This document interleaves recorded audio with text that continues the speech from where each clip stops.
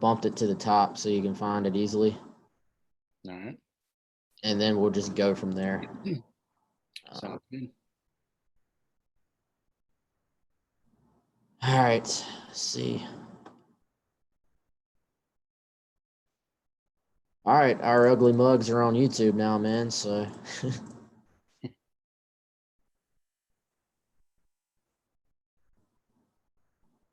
Let's see.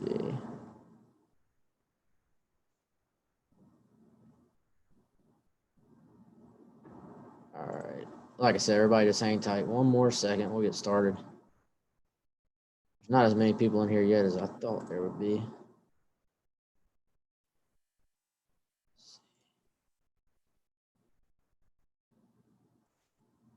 Do you have that thread pulled up, Chris? I do. Sweet. You want to go ahead and maybe read off the first question while I'm getting all this? Thing. All right. So first Gamecock Central subscriber question from Wednesday is from our man Cole 214, and he wants to know who will contribute most at wide receiver this season. And he listed 3 categories: yards, catches, and touchdowns.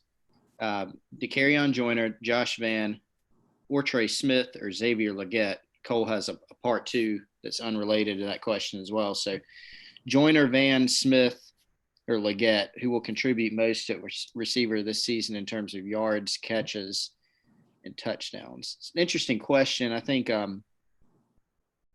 you could have a different leader in all 3 of those categories, really. Where are you at on that, Wes? Dakereon Joyner has never played receiver full time, but I'm inclined to think he's going to be able to make a splash of some sort.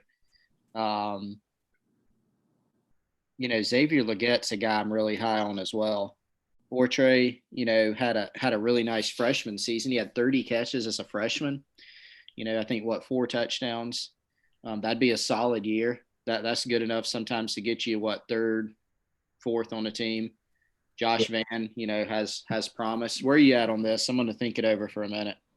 Yeah, I mean, dude, I think as far as those guys go, let's see, Joyner, Van, Ortre, Legette. I feel pretty comfortable projecting Legette right now, just because I think the upside is there. Like you said, that it's so hard to predict anything with Ortre until you feel like he's 100% healthy. So with those guys, I go Legette fairly easily. I even think, and by the way, appreciate the question, Cole. Cole's a loyal subscriber and posts a pretty good bit on Gamecock Central, so we appreciate him.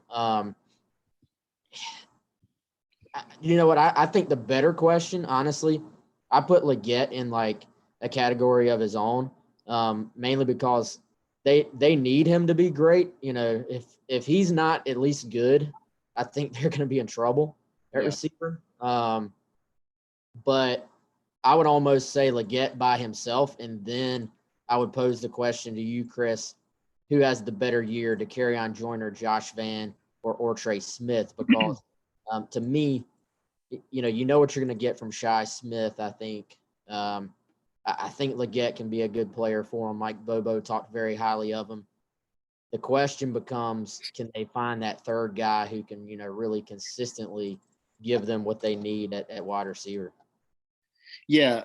I was actually leaning towards Legette, and, almost every receiver, even Shi Smith, is a projection, right? As to what, Smith has at least done it in spots and shown his abilities. These other guys just don't have a lot of experience overall. They don't have a multi-year track record of doing it. And so I think Legette, probably, I don't feel great about the pick, but that would probably be it for me. Out of the others, you know what? I'm still going to go. I'm going to go Josh Van. I think it's going out on a limb a little bit. I know he had a big sophomore slump last season, but even in a season where he slumped pretty badly and didn't have the year that was needed or anticipated, had some drops, obviously, I think he still showed some flashes, of when he was able to catch the ball, break a tackle, turn upfield, you sort of saw what he was capable of. And so if he can get there, if he can stay healthy and get there, I just think in terms of catches, maybe I'm going with them, not necessarily even touchdowns, maybe not even yards, but just catches, because I feel like he could operate there and do a pretty good job. Part two, you want to move to part two? Cole's question. This is a fun one. Yeah, we've got a comment.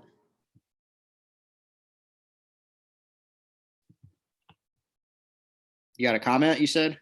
Yeah. Let's see. We got a comment on our YouTube. I'm trying to make sure we keep track of all the comments everywhere.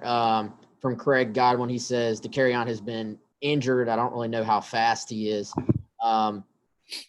Yeah, I think I think that's a good point. Not just how fast he is, but we really truly don't know, what he's capable of at this point. I think we know what he can do athletically, but he didn't really get the opportunity because of the injuries and not just injuries to himself. I think injuries to the guys around him at quarterback, which forced him back to that position last year. So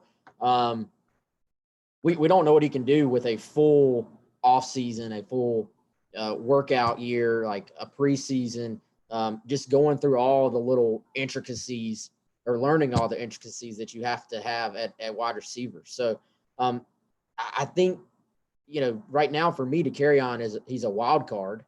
It's one of those things where he, you think you have a decent idea of what he can do, but we really truly won't know what he's capable of until he gets a full off season. And I think, with everything going on with the virus and with there being no spring practice, Chris, for me, the receiver position is the one that probably hurts the most, because that spot needed a lot of development. This offseason, we've talked about it a ton. The receivers needed to have a great offseason. And it's just hard for them to get that right now, not being with the team, not being able to practice, and, not to make light of, obviously the biggest concern with the virus is the health of everyone. But if we're putting it in football terms, then certainly I think the receivers are hurt by not having, because we still don't know when they're going to be back, and they're not even able to do player run practices. It would be one thing if they were still able to get together and work through route progressions and get with Helinski, get with Doty, get with those guys. But right now it's really not even safe to do anything as far as group activities. So I think that hurts them a lot. But yeah, we can move on to question 2 if you want, Chris. Gotcha. All right. So his not serious football question, he says, if you're quarantined for 2 weeks with one, which SEC head coach would drive you completely insane, and which would you get along with? Yeah, I think I could get along with several of them. The one that comes to mind, and this is a little bit unfair of an answer because I've never met him or anything, or really studied, and there's a bunch of guys in that category. I think Gus Malzahn would drive me insane. I don't know why I say that. He just seems a little bit of an odd bird. I think that's the one I would pick. What do you think? Yeah, I think Pruitt could maybe annoy me a little bit. Yeah, that'd be it. Yeah. But Gus, you hear that Gus maybe is a little bit difficult to work with. Yeah. And it's just very, very. Now I think you know what Saban probably. Let's go with both coaches from Alabama. I think Saban would be very, very difficult to be quarantined with, just because I feel like he would want things to be very handled in a very distinct way. The other side of that, though, the coach that I think would be the easiest or the most fun to be quarantined with has got to be Mike Leach, right? Like, it's weird saying that he's an SEC coach, but I mean, he is now an SEC coach. So, I think being in quarantine with Mike Leach would definitely at least be entertaining, right? It would be entertaining. I feel like it could potentially quickly evolve from entertaining to, all right, dude, that's enough. You're driving me crazy. So I could see that happening. It just depends on what type of topics he would get on, and with the way he speaks, we don't really know what his habits would be like living with him or being in a room with him. He might have some strange things going on there too. But yeah, I mean, Leacher would at least be fun. I think Lane Kiffin would be I think interesting. I don't think he'd drive insane. I think he would be sort of fun to hang out with. Will Muschamp's a lot different. I think people who know Will Muschamp, and even he shows it in press conferences a little bit, is maybe different than a little bit of the press conference persona. I think that would maybe be the case with Saban too. Like, I could see that a little bit if he did let himself go, Nick Saban, and just sort of chilled and everything. I think he'd be maybe a little bit more fun. But yeah, definitely some guys that I think I don't know, probably more guys that I wouldn't want to hang out with for 2 weeks than I would, to be quite honest, on that list. Yeah. So, next question is from JD. We couldn't get this one last week. JD Guti, I think is maybe how we pronounce it. And so a question on the defensive backs here on the team and recruiting. Is the concern in the secondary around the numbers of DBs or in the quality of DBs? And then how many do you think they take in this class? To handle that second one first, not real sure as far as numbers yet. I think they're sort of trying to hold a little bit of flexibility there. This might be a little bit of a smaller class in terms of numbers overall. And then it's going to be tough for the staff because you got to consider, okay, is JC Horn going to look at going pro? What kind of season is Israel McQuamu going to have?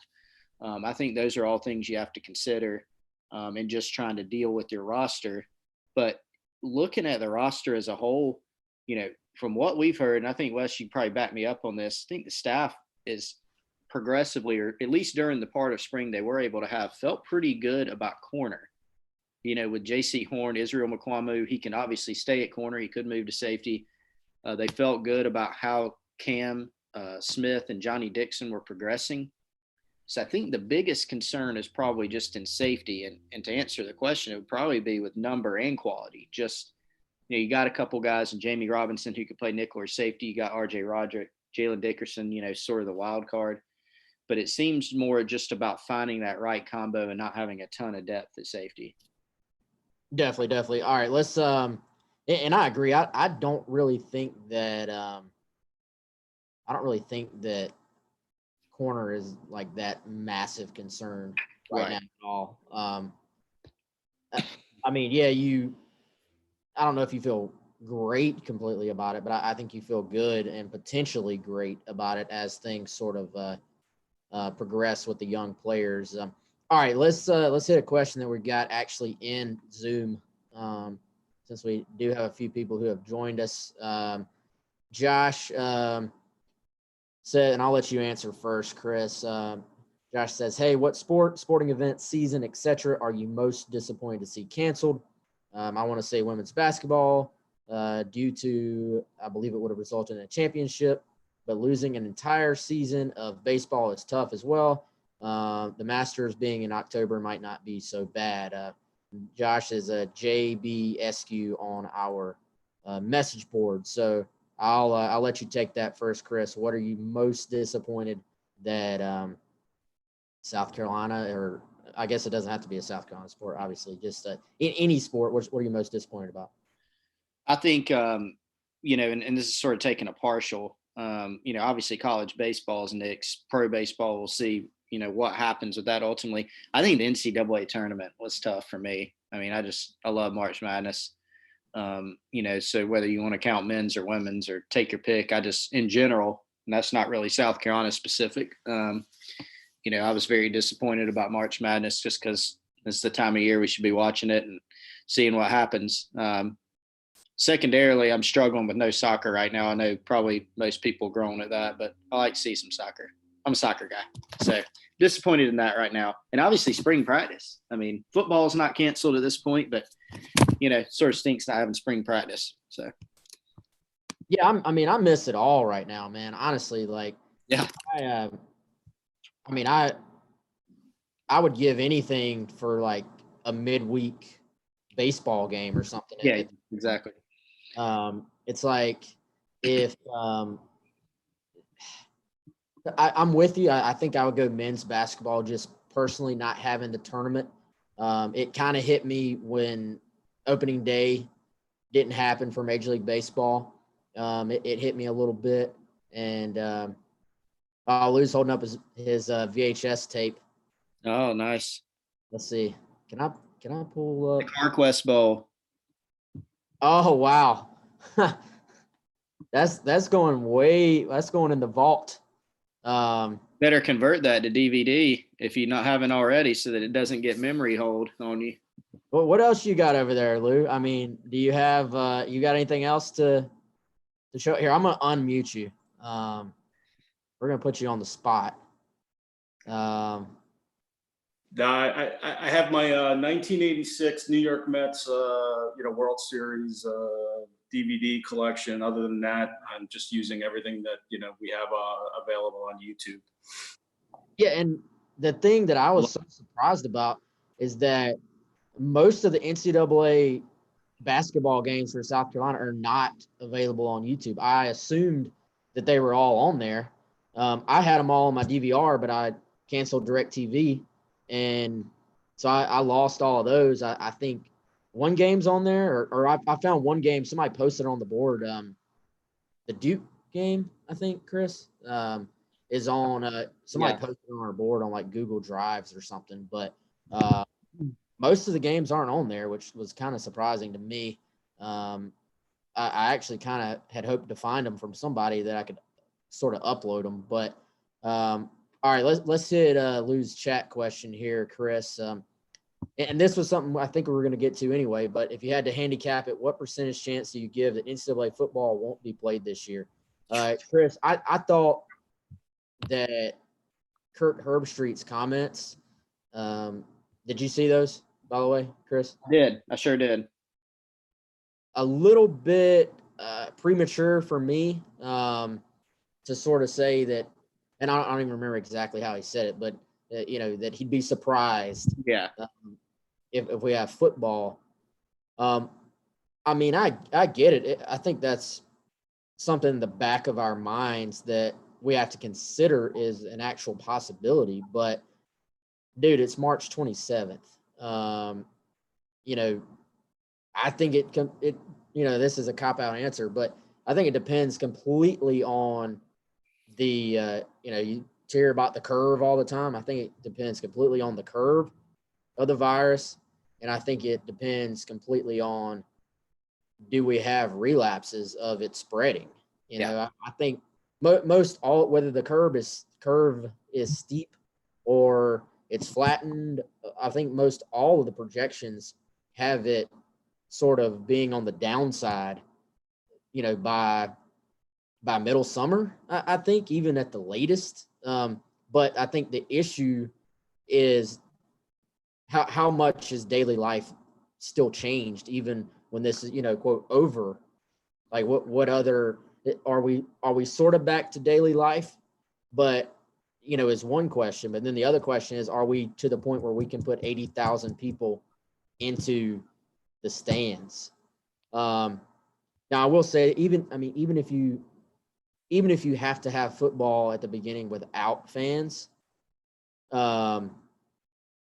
that probably, that's not ideal for anyone. But Chris, just from a revenue standpoint, if it's safe to play football, but you don't feel like it's safe to get that many people together, at least you can get the TV rights money from stuff like that, and have an event, and then give people something to enjoy again. I think that's something Ray Tanner talked about in his press conference, was that sports, when we do a bad thing, sports usually are something we can use to sort of get away from the world a little bit. That's not the case with this, because we can't have sports. But even if we get to the point where we can have sports, but in a different way, that definitely beats the alternative, I think. So I think it's too soon to know, but hopefully if this thing is started to fizzle out by early summer, then you can start to put in all the precautions that need to happen. I think there are athletic precautions that have to be put into place as well, because these guys aren't able to work out to the same extremes that they can during obviously spring practice, during summer workouts. I mean, these guys are worked incredibly hard pretty much all year long, and but then they're given the nutrition elements that they need to keep their bodies in top form. And right now they're not together. They're all dispersed around the country at their homes. So how much of a health issue is involved here from an injury risk when the guys get back? You can't just sort of say, oh, it's safe from a virus standpoint and then throw them on the field. I don't know if that's going to be safe from an injury standpoint. So I think there has to be a buffer zone where everything's safe from a virus standpoint. Then there's a period of time, and then you start football. Yeah, because you want to give them practice time, I mean, and I think they talked about this, some people in the SEC internally are talking about this as far as, when can, maybe the idea of holding a spring practice in May, June, if they can, and then what's preseason camp look like, what's recruiting look like.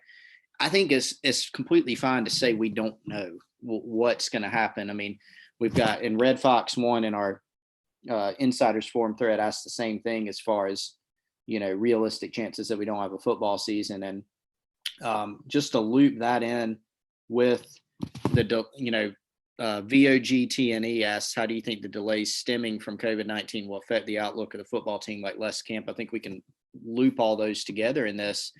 And I think, like you said, Wes, it just totally depends on when can they get back to action, when can they train, when can they meet as a team. Obviously, everybody's on a fairly level playing field, or most people are, as far as, having had some practices or not having even open spring yet. And people are in the same boat here. But for South Carolina, it's a little different. They're installing a new offense, et cetera. So, yeah, I mean, these things have an impact, but we really don't know. I mean, we've got to get to, say, May or June. We just got to get to the next day to see where things are headed. And even then, like you said, Wes, you may feel like the all clear is coming, and then something comes up and it doesn't. And then, the question of how the authorities choose to handle that. What if things are clear and then some cases come back? Is there a shutdown? Is there a partial shutdown? I mean, we just don't know those things. I do know that, talking to some people about the revenue issue, sure, it would be great if it's not feasible at that time. And again, we don't know if it's not feasible at that time to have fans in the stands. It'd be great to have football on TV, but then you get the issue of revenue. I mean, ticket sales, concessions, all those things for college football programs. I've talked to a few people about this, and it would be pretty crippling to a lot of athletic departments. And so there's going to be some very interesting dynamics going on. We know that. And so I can't really put a percentage or handicap it or whatever it may be, just because we got to maybe get through the next month and see what things are looking like. I'm with you, Wes. I think you got to give them some time to be able to put a product on the field that's safe for everybody, that makes sense. And we just don't know what that looks like. But look, it's not ideal for South Carolina. It's not ideal for most teams out there, people that aren't practicing, that aren't able to meet. And especially for South Carolina, when you're trying to rebound from a poor season last year, when you're breaking in some new coaches, when you're breaking in a new offense, those things are difficult. So we'll just have to see how it plays out. I really don't have a great feel for it right now. I think it's too premature to say it's not going to happen, or I'd be surprised. But I also think it's a little bit, not to sound too harsh, it's a little bit naive to say, oh, we're definitely having football. We don't know. I mean, we really don't know.